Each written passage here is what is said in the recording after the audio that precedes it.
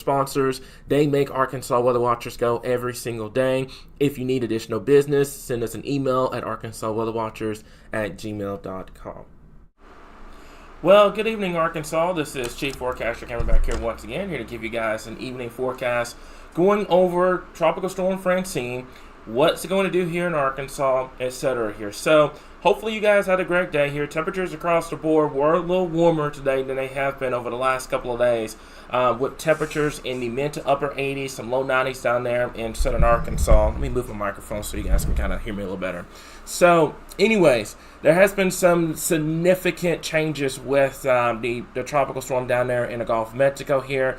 First and foremost, it did kind of hug along the Texas-Mexican border down there, and training some drier areas, as you can see on that southern side. Looks like it's kind of filled itself back in over the last couple of hours here, but this system is going to encounter a lot of wind shear over the next day or so. So we're only expecting this to become and I said this yesterday, a high-end Category 1. I don't think it's going to make an approach for a 2 unless some significant changes are made over the next 24 to 48 hours here. Now, with the newest data, and I stressed this yesterday, that if the track were to shift 50 miles to the east or 50 miles to the west, that it would have a great amount of impact on our forecast here in Arkansas. And this system didn't go 50 miles east, it went almost 200 miles east with the last update from the National Hurricane Center here. So we're still expecting some heavy rainfall across eastern Arkansas, northeastern Arkansas. Your better shot of seeing rainfall is going to be across the Mississippi River here at this current time here. So let's go ahead and talk to you guys about the headlines for tonight. So we're still tracking Tropical Storm Francine. With any tropical system, you know, there's still time for it to change. The track can still change between now and then.